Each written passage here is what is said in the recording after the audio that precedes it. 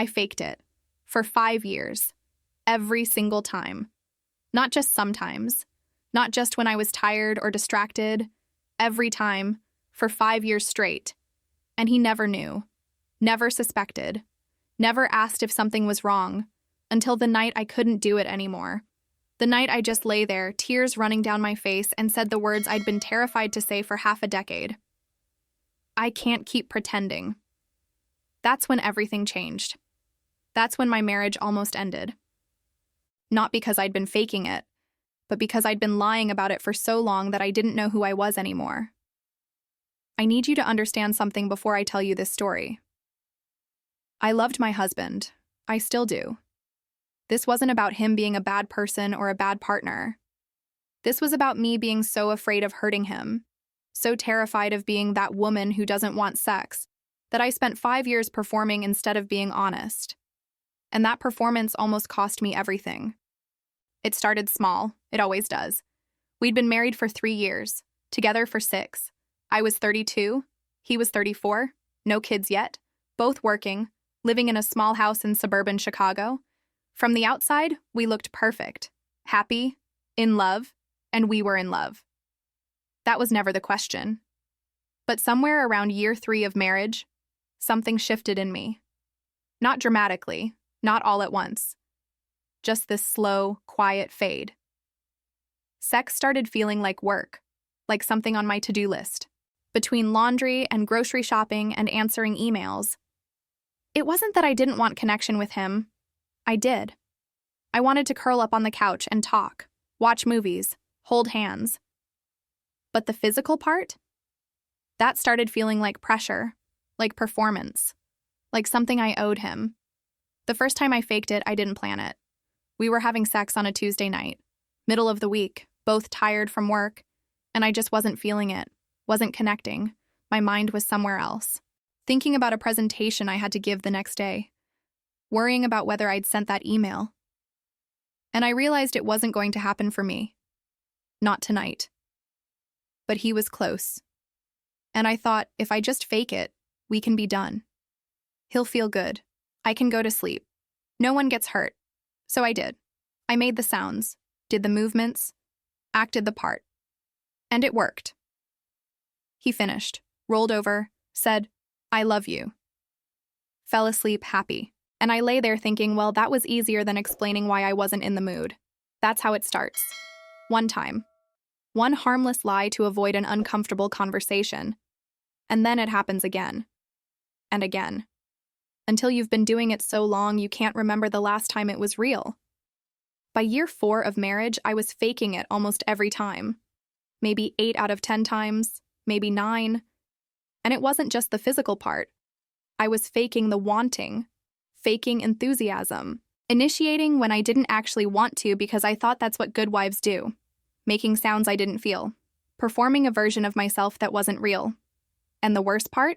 I got good at it, really good.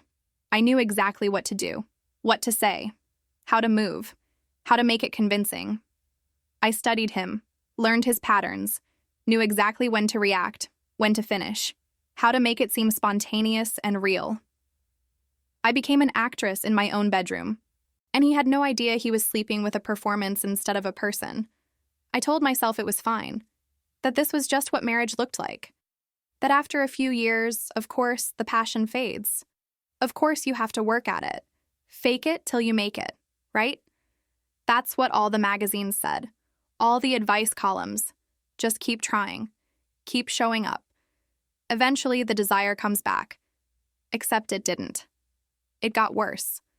Because every time I faked it, I moved a little further away from my own body, from my own truth, from the real me who was screaming underneath, "This isn't what I want.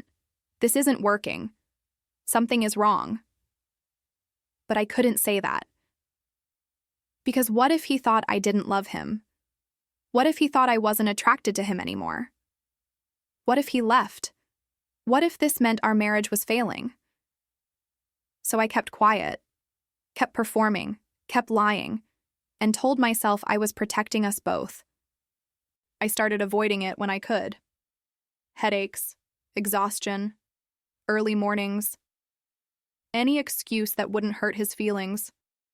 But you can only do that so many times before it becomes obvious you're avoiding him. So I'd force myself, put on the performance, get through it, tell myself it was fine. My friends would talk about their sex lives, complain about their husbands wanting it too much, and I'd nod along, laugh, agree. But inside I was thinking, at least you still want to. At least it's real for you. I felt broken, like something fundamental was wrong with me, like I was failing at being a woman, at being a wife, at being a partner. I started researching online, late at night when he was asleep, typing questions I was too ashamed to ask out loud. Why don't I want sex with my husband? Is it normal to fake it? How to want your partner again? And I'd find articles, forums, thousands of women saying the same things, feeling the same way. And they'd all say the same advice. Talk to him. Be honest. Communication is key. But I couldn't. The longer I'd been faking it, the harder it became to imagine telling the truth. How do you tell someone you've been lying to them for years? How do you admit you've been performing instead of being present? How do you explain that you don't even know what real desire feels like anymore because you've been faking it for so long? By year 5, I was numb.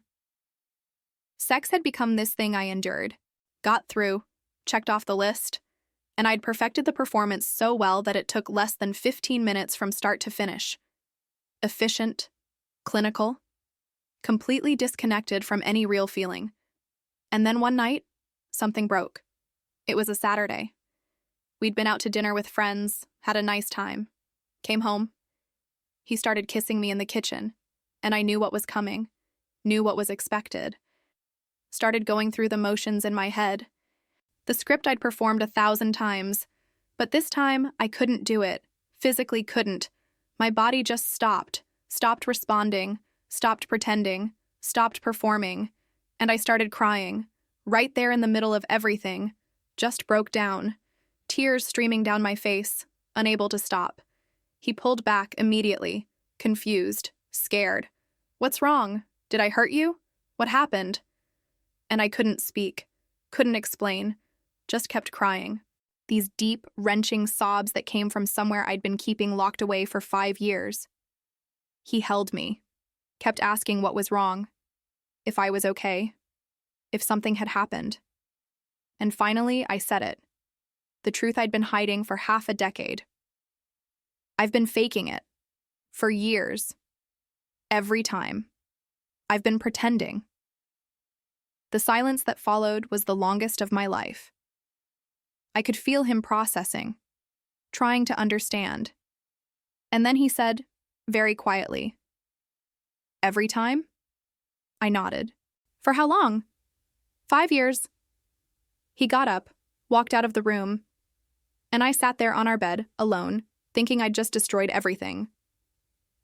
What I didn't know then, what I couldn't see in that moment, was that I hadn't destroyed anything. I'd been destroying us slowly for 5 years by lying. This moment, this honest, painful moment, was actually the beginning of saving us. But I didn't know that yet. All I knew was terror.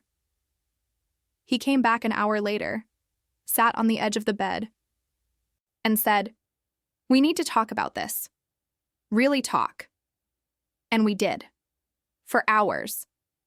I told him everything. Why I'd started faking it.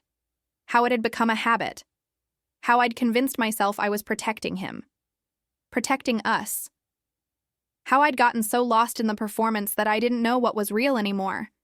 He told me how he'd had no idea. How he'd thought everything was fine. How he felt betrayed. Lied to. How he didn't know if he could trust me now. If anything between us was real. And I understood. I'd lied to him. For years. About something fundamental. About our intimacy. Our connection. I'd let him believe everything was okay when it wasn't. And that was a betrayal. But then he asked the question that changed everything. Why did you think you had to fake it? Why couldn't you just tell me you weren't in the mood? And I realized I didn't have a good answer. Just fear. Fear of disappointing him.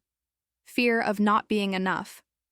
fear of being broken, fear that honesty would mean failure.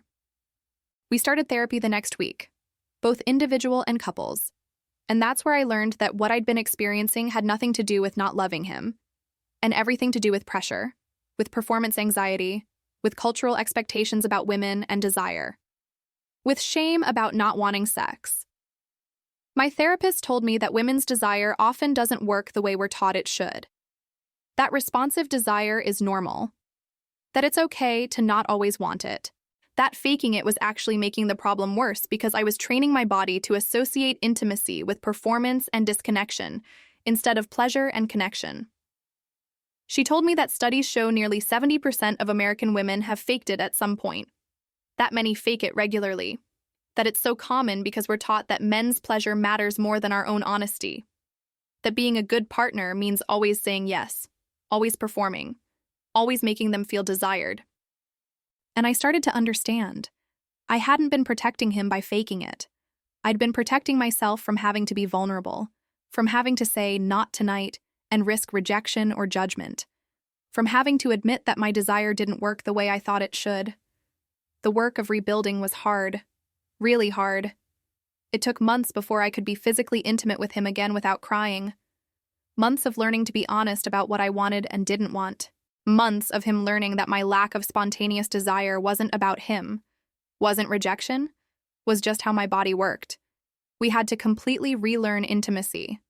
Start from scratch. Build something real instead of performed. And that meant a lot of awkward conversations, a lot of vulnerability. A lot of times where I'd say, I'm not feeling it, and he'd have to accept that without taking it personally. It meant learning that intimacy doesn't always have to end in sex. That sometimes connection looks like cuddling, talking, holding hands. That I could be honest about wanting closeness without the pressure of it leading somewhere. It meant him learning to ask, do you want to? Instead of assuming. And me learning to answer honestly instead of automatically saying yes. It's been 2 years since that night. Since I stopped faking it, since I told the truth. And our marriage is different now. Not perfect, sometimes messy, but real. We have sex less frequently than we used to. Maybe once a week instead of 3 or 4 times. But when we do, I'm actually present, actually connected, actually feeling it. And that's made all the difference. Some weeks I'm not in the mood at all. And I say that. And he accepts it. And we find other ways to be close. And it's okay. I'm not broken. I never was. I was just trying to fit into a version of desire that wasn't mine, performing a role I thought I had to play, and that performance almost destroyed the real intimacy between us. If you're faking it right now, if you're performing instead of being present, if you're lying to protect your partner's feelings while slowly losing yourself, I need you to hear this. You're not protecting anyone by faking it. Not him, not your relationship, and especially not yourself. You're teaching your body that intimacy equals performance, disconnection, lying. And the longer you do it, the harder it becomes to find your way back to something real. I know it's terrifying to be honest. I know you're afraid of hurting him, of being judged, of being seen as broken or cold or not enough. But faking it doesn't fix any of those fears. It just makes them grow.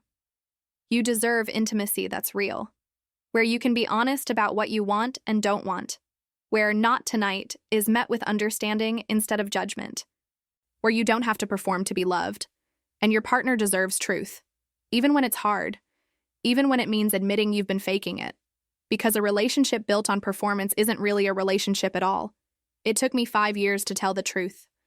5 years of lying, of performing, of slowly disappearing.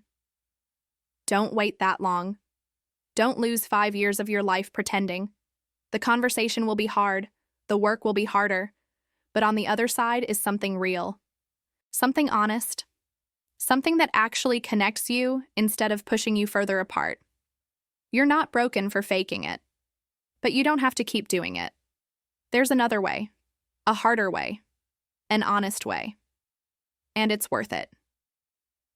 Before I go, I need to be transparent with you. This story, it was created with AI. The narrator, the specific details, the timeline, they're fictional. But here's what's real: the shame of faking it, the fear of being honest. The slow disconnection that happens when you perform instead of being present. Studies show that nearly 70% of American women have faked it at some point. Many do it regularly. This story represents what millions go through. Women who thought they were protecting their relationships by lying. Women who lost themselves in the performance. If this resonated with you, that's because the feelings are real. Even if this particular story isn't. Subscribe to Intimacy Vault for more stories that reflect what so many women experience but rarely have the words to express. You're not alone. You're not broken. And you don't have to keep faking it.